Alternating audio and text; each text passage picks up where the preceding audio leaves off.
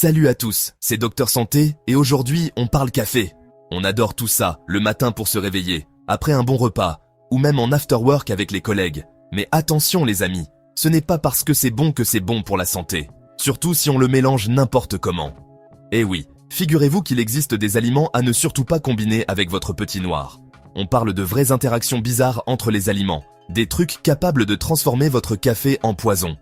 Bon, j'exagère peut-être un peu, mais ça peut vraiment vous gâcher la vie. Dans cette vidéo, on va parler des 6 aliments à bannir de votre petit déjeuner si vous ne voulez pas finir aux urgences après votre espresso. Douleurs d'estomac, brûlures, malaise. On va tout vous dire sur les effets secondaires improbables de ces combos explosifs.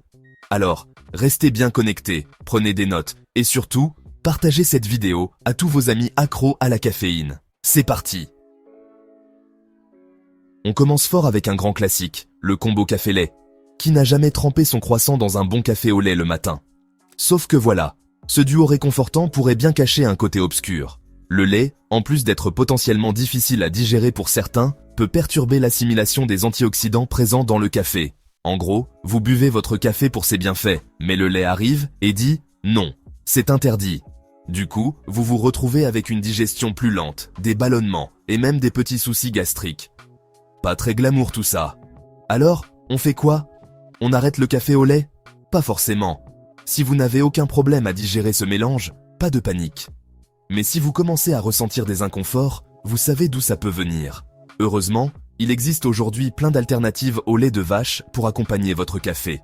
Le lait d'amande, par exemple, est plus digeste et apporte une touche légèrement sucrée. Le lait de soja, quant à lui, est riche en protéines et se marie parfaitement avec le café.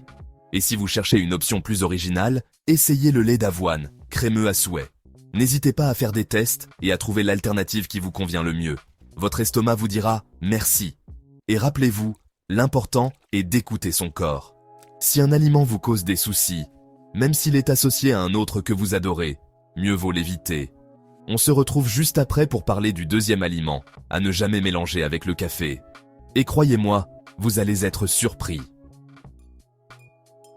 Passons maintenant à un autre grand classique du petit déjeuner, le jus d'orange.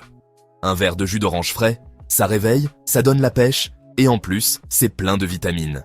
Sauf que voilà, quand on mélange jus d'orange et café, c'est un peu comme mélanger de l'eau et de l'huile. L'acidité du jus d'orange, combinée à celle du café, peut provoquer des brûlures d'estomac, des reflux acides et même des ulcères chez les personnes les plus sensibles.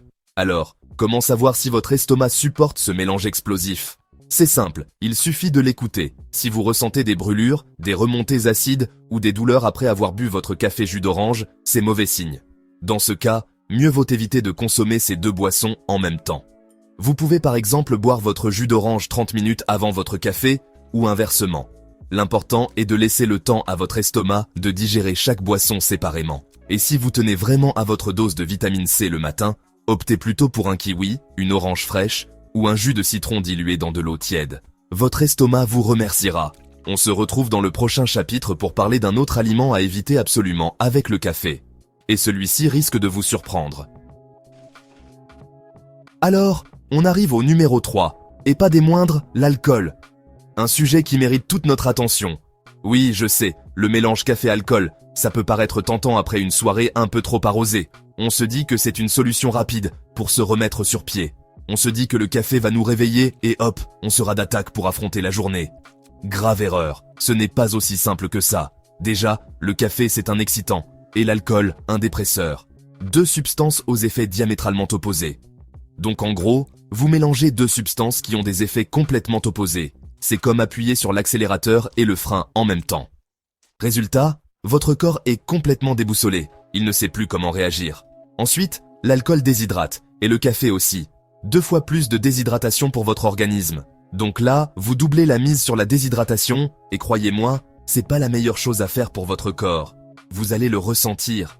Vous risquez d'avoir encore plus soif, mal à la tête, des nausées, des symptômes qui peuvent vraiment gâcher votre journée. Bref, tous les symptômes de la gueule de bois amplifiés. Et personne n'aime ça.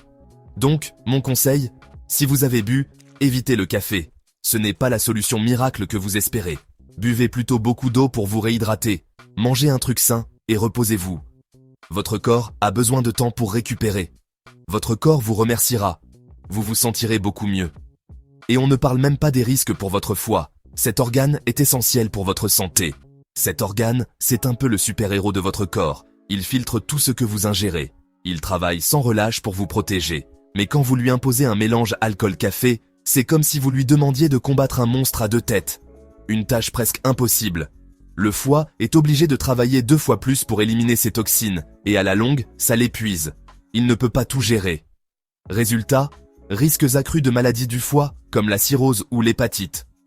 Pas terrible, hein? Des conséquences graves pour votre santé. Alors, la prochaine fois que vous faites la fête, rappelez-vous, le café et l'alcool, c'est comme l'huile et l'eau, ça ne se mélange pas. Pensez à votre santé. Préférez un bon jus de fruits et frais le lendemain matin, votre corps vous dira merci. C'est une option bien plus saine. Et puis, si vraiment vous avez besoin d'un coup de boost, un bon café sans alcool, c'est toujours mieux que l'inverse. Vous serez plus alerte sans les effets négatifs. Votre foie vous remerciera, et votre tête aussi.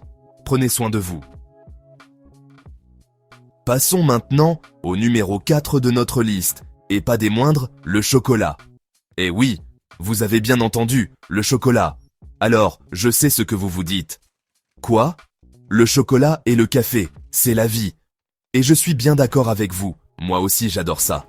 Mais attention, le chocolat, surtout le chocolat noir, contient de la théobromine.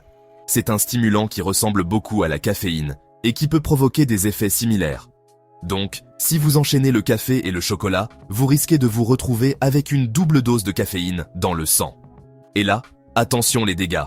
Palpitations, tremblements, anxiété, insomnie.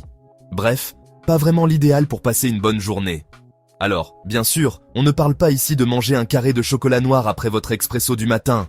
Mais si vous êtes un gros consommateur de café, essayez de limiter votre consommation de chocolat, surtout en fin de journée. N'oubliez pas, le plaisir c'est important, mais la santé aussi. Alors, on essaye de trouver un équilibre, ok? Et puis, il existe plein d'alternatives pour savourer votre café sans risquer l'overdose de caféine. Vous pouvez par exemple opter pour un bon chocolat blanc qui ne contient pas de théobromine.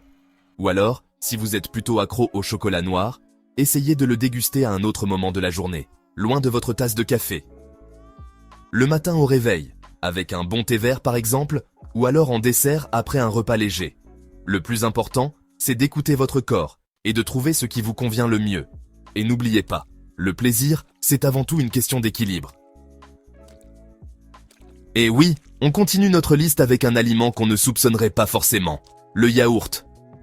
Vous avez bien entendu, ce produit laitier si apprécié peut ne pas être le meilleur compagnon pour votre café du matin. On l'aime bien le yaourt, c'est frais, c'est bon pour la santé, et il se marie parfaitement avec des fruits frais ou des céréales. Mais attention, pas avec un café. Cette combinaison peut sembler inoffensive, mais elle cache quelques surprises désagréables. Figurez-vous que le yaourt, avec ses protéines et son lactose, peut ralentir la digestion du café.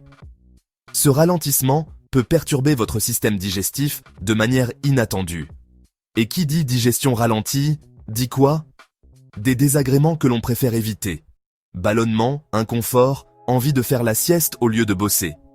Ces symptômes peuvent vraiment gâcher votre matinée. Bref, pas l'idéal pour bien démarrer la journée? Vous voulez être en pleine forme, pas alourdi par une digestion difficile. C'est comme si vous mettiez un frein à main à votre estomac. Imaginez-vous essayer de courir avec un poids attaché à vos pieds. Alors, même si l'association café-yaourt ne va pas vous envoyer à l'hôpital, elle peut vous gâcher une matinée. Surtout si vous avez une journée chargée devant vous. Surtout si vous êtes du genre pressé. Vous n'avez pas le temps de gérer des inconforts digestifs. Mieux vaut prévenir que guérir, comme on dit. Il est toujours préférable de prendre des mesures pour éviter les problèmes avant qu'ils ne surviennent. Donc, la prochaine fois que vous prenez votre café du matin, laissez le yaourt de côté. Essayez de le consommer à un autre moment de la journée. Optez plutôt pour une alternative plus digeste, comme une poignée d'amandes ou un fruit frais. Ces options sont non seulement délicieuses, mais aussi bénéfiques pour votre santé. Votre ventre vous dira merci. Vous vous sentirez plus léger et prêt à affronter la journée. Bon, je sais ce que vous vous dites. Mais je mange du yaourt au petit déjeuner depuis des années et je bois mon café en même temps. Je ne suis pas malade pour autant. C'est une réaction tout à fait normale. Et vous avez raison. Chaque personne est différente. Chaque métabolisme est unique. Ce qui fonctionne pour l'un peut ne pas fonctionner pour l'autre. Ce qui est important, c'est d'écouter son corps. Soyez attentif aux signaux que votre corps vous envoie. Si vous sentez que le café yaourt passe bien, tant mieux pour vous. Continuez à profiter de votre petit déjeuner comme vous l'aimez. Mais si vous remarquez des ballonnements, des lourdeurs d'estomac après ce genre de petit déjeuner, c'est peut-être le signe qu'il faut revoir vos habitudes. Ne négligez pas ces signes.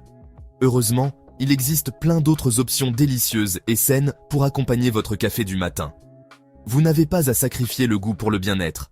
Personnellement, je suis plutôt porridge aux fruits rouges. Ça cale bien et ça donne la pêche. C'est une option nutritive et savoureuse. Sinon, une bonne tartine de pain complet avec un peu d'avocat, c'est top aussi. C'est simple, rapide et plein de bonnes choses pour votre corps. Le principal, c'est de varier les plaisirs et de choisir des aliments qui vous font du bien.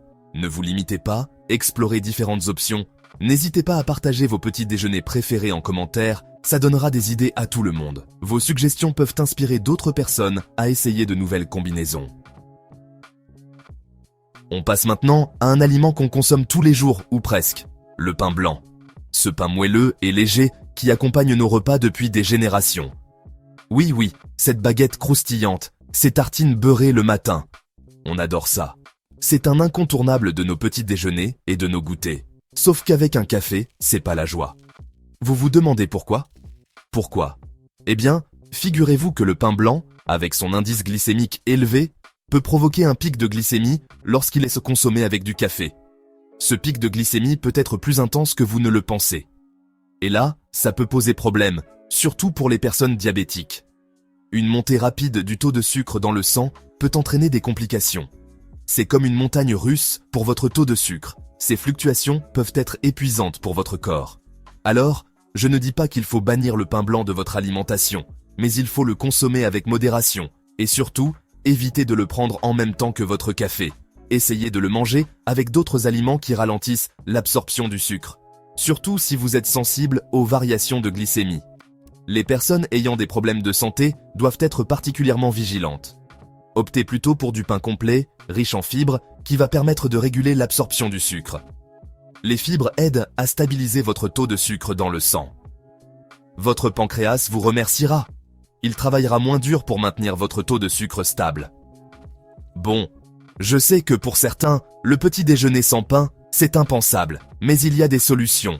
Mais rassurez-vous, il existe des alternatives au pain blanc qui se marient très bien avec le café et qui ne vous feront pas faire de yo-yo niveau glycémie. Vous pouvez explorer de nouvelles options. Personnellement, je suis un grand fan des pancakes à la banane. Ils sont non seulement délicieux, mais aussi nutritifs. Faciles à faire, délicieux et rassasiants, ils sont parfaits pour bien commencer la journée. Vous pouvez les personnaliser avec des fruits ou des noix. Sinon, vous pouvez aussi opter pour un bol de flocons d'avoine, avec des fruits frais et des oléagineux. C'est une option saine et équilibrée. Un vrai petit déjeuner de champion. Il vous donnera l'énergie nécessaire pour bien démarrer la journée.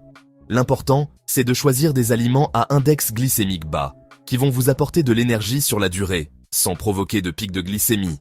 Ces aliments vous aideront à maintenir un niveau d'énergie constant. Et puis, n'oubliez pas que le petit déjeuner est le repas le plus important de la journée, alors autant se faire plaisir avec des aliments sains et gourmands. Prenez le temps de savourer un bon repas en famille ou entre amis. Voilà, c'est la fin de cette vidéo sur les aliments à ne jamais combiner avec le café. J'espère que ces informations vous auront été utiles et que vous ferez désormais plus attention à ce que vous mangez avec votre boisson préférée. N'oubliez pas, le café, c'est bon, mais il faut le consommer avec modération et en faisant les bons choix alimentaires pour éviter les mauvaises surprises. Prenez soin de vous, prenez soin de votre café. Et on se retrouve très vite pour une nouvelle vidéo pleine de conseils santé. N'oubliez pas de liker, de commenter et de vous abonner pour ne rien rater. À très bientôt.